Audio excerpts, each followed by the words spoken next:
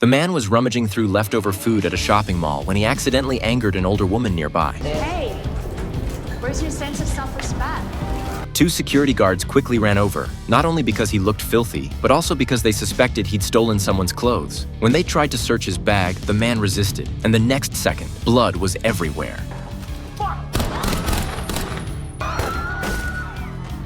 After killing them, he showed no sign of panic. Calm and unhurried, he tried to walk right out of the mall, only to run straight into the arriving police.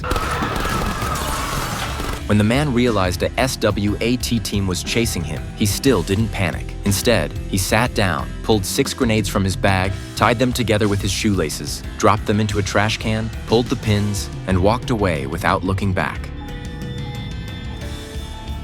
The police chief reviewed the mall's security footage over and over. He discovered that before the shooting, the man had gone into the restroom and changed clothes. Unfortunately, the trash can where he'd dumped his old clothes had already been emptied before the explosion. Those clothes were their only real lead. The chief immediately sent his team to the landfill to look for them. While they struggled through piles of garbage, the governor grew impatient and wanted to release the surveillance footage to the public to speed up the search. But the chief strongly objected. The killer was too dangerous. If any citizen tried to confront him, it would only end in tragedy. As the argument heated up, one of the officers finally returned with the suspect's discarded clothes. Still, the governor decided to release the footage anyway. Meanwhile, another officer pulled up records of all armory custodians from the past 50 years. He filtered out those who were deceased and marked them off, telling his colleagues to focus on the ones still alive. But another detective disagreed. He believed the dead ones were actually more suspicious, since the sniper rifle used in the crime could easily have been passed down as an inheritance. While the team continued their exhaustive search, Officer Bryan received the lab report on the suspect's clothes. Unfortunately, there were no fingerprints, only traces of hair and dandruff. Then, a local TV station received a call. Someone on the line calmly confessed to being the shooter. The police quickly traced the signal and pinpointed the IP address within minutes. The chief immediately led a team to the location. On the way, an officer pulled up the suspect's background, a lifelong member of the Rifle Association and part of a local militia group. A female officer pointed out that their killer was clearly a lone wolf, not a joiner. The chief agreed,